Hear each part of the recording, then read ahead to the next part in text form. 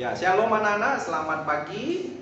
Ya, bertemu lagi bersama Pak Valen dalam pembelajaran agama kita ya. Iya, sebelum kita masuk dalam pembelajaran, ya, kita akan berdoa terlebih dahulu. Mari anak-anakku yang ada di rumah, ya, sikap doa yang baik, kita bersatu di dalam doa. Tuhan Yesus yang baik, pada kesempatan pagi hari ini kami bersyukur karena Tuhan izinkan kami untuk belajar kembali bersama guru kami Pak Valen. Mari Tuhan memberkati pembelajaran kami, Tuhan menolong alat yang kami gunakan, Tuhan yang memberkati. Di dalam nama Tuhan Yesus kami telah berdoa dan bersyukur. Amin. Iya, pagi hari ini ya anak-anak, kita akan memasuki bab yang baru, bab ke-13 ya. Bab ke-13, bab terakhir dari pembelajaran agama kita di semester ini. Apa judulnya bab ke-13? Iya, hidup dalam pemeliharaan Allah. Ya, silakan anak-anakku, Pak Valen berikan kalian waktu untuk membuka buku sejenak. Ya. Bab 13, ya. Jadi, tema kita atau judul kita adalah hidup dalam pemeliharaan Allah. Ingat ya, Tuhan menciptakan segala sesuatu itu sungguh baik dan sungguh amat baik. Jadi alam ini diciptakan bersama dengan isinya itu memang bukanlah uji coba, tapi memang mahakarya Allah ya. Jadi bukan sekedar coba-coba alam menciptakan, tidak, tetapi diciptakan dengan kualitas ya, kualitas yang baik. Bahkan manusia dikatakan sungguh amat baik ya. Jadi memang kualitas yang super duper, bukan kualitas yang asal-asalan. Lalu kita lihat di sini ya, Allah selain menciptakan, ternyata Allah juga pemelihara. Oke, Allah itu pemelihara, providensi. Ya, Allah memelihara. Jadi segala sesuatu yang Dia ciptakan itu Dia provide. Ya, Dia memeliharanya. Jadi tidak dibiarkan. Jadi kalau ada orang yang bilang Tuhan menciptakan bumi, segala isinya lalu membiarkan, itu teori yang salah. Teori sampah namanya. Wajib dibuang ya. Jadi Allah menciptakan segala sesuatu lalu Dia memeliharanya. Terbukti kenapa? Ya, sampai hari ini ya alam ciptaan ini eksis, ada, itu karena Tuhan memelihara. Lalu kita melihat ya, pemeliharaan Allah itu terjadi kepada semua. Ya, kepada semua ciptaannya, bukan hanya manusia saja, tetapi dari hewan, tumbuhan yang paling besar sampai yang paling kecil, yang di langit, air ya, yang mungkin belum pernah kita lihat, Tuhan tetap pelihara. Nah, anak-anak, yang perlu kita perhatikan di sini adalah jaminan dari pemeliharaan Tuhan. Matius 6 ya, 26 sampai 29. Nah, di situ kalau kalian ingat perikopnya atau judulnya itu tentang hal kekhawatiran. Tetapi Pak Valen tidak membaca seluruh pasal itu. Pak Valen hanya membaca beberapa ayat saja. Ya, Tuhan berkata atau Yesus berkata, pandanglah burung-burung di langit yang tidak menabur, tidak menuai, tidak mengumpulkan bekal dalam lumbung, namun diberi makan oleh Bapamu di surga. Atau dikatakan, perhatikanlah bunga bakung yang di ladang, yang tumbuh tanpa bekerja dan tanpa memintal, namun Allah mendananinya dengan keindahan yang begitu rupa. Nah, anak-anak, dua contoh ini dipakai oleh Tuhan untuk meyakinkan kita, meyakinkan kamu dan meyakinkan Pak Valen.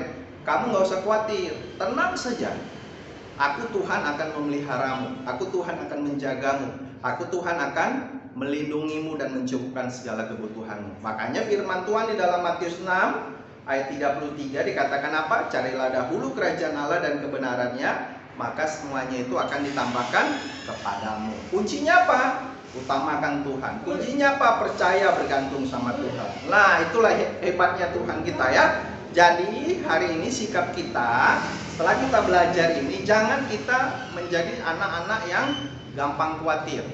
Pak, khawatir itu boleh? Boleh. Tidak haram hukumnya khawatir, karena kamu masih manusia, Pak Valen masih manusia. Tetapi yang haram hukumnya, jangan khawatir yang terus menerus.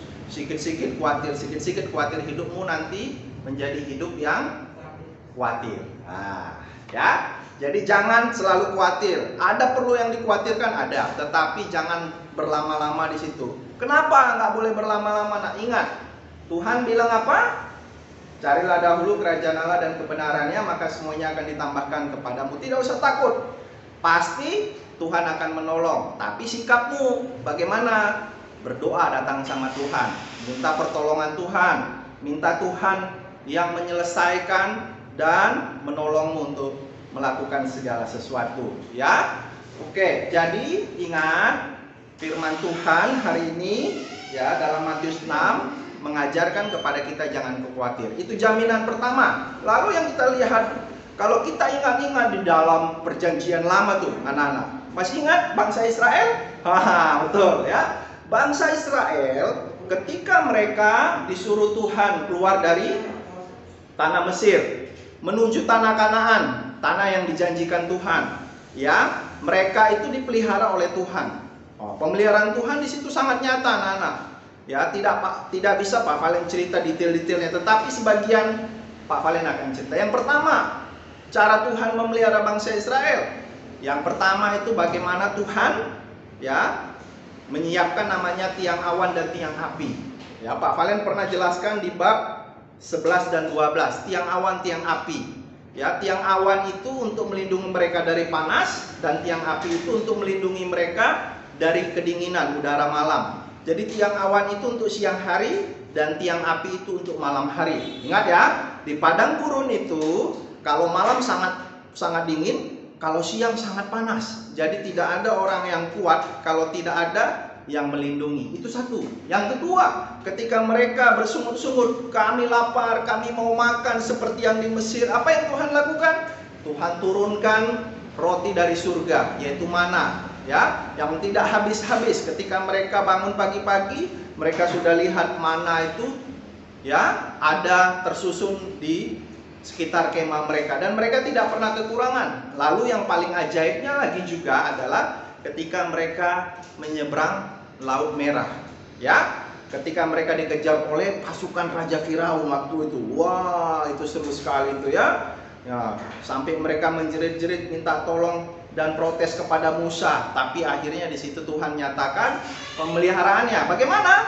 Laut Merah itu dibelah, ya, atau terbelah menjadi dua, dan mereka bisa lewat dari tengah-tengahnya. Nah, itu tanda atau bukti atau kenyataan, fakta ya, fakta bahwa Tuhan memelihara dari dulu, sekarang, bahkan akan datang. Lalu apa pentingnya Pak kita mengetahui bahwa Allah memelihara itu? Nah, pentingnya adalah ya, kalau kita tahu Allah sebagai pemelihara, maka kita tidak perlu takut. Kita tidak perlu khawatir. Kita harus ya makin dekat kepada Tuhan, makin mengandalkan Tuhan. Karena apa? Kebutuhan kita akan tercukupi, akan terpenuhi kalau kita selalu percaya, berharap pada pertolongan Tuhan, ya. Jadi pembelajaran hari ini mengajarkan kepada kita melalui kisah bangsa Israel ya, yang Tuhan pelihara, yang Tuhan tolong.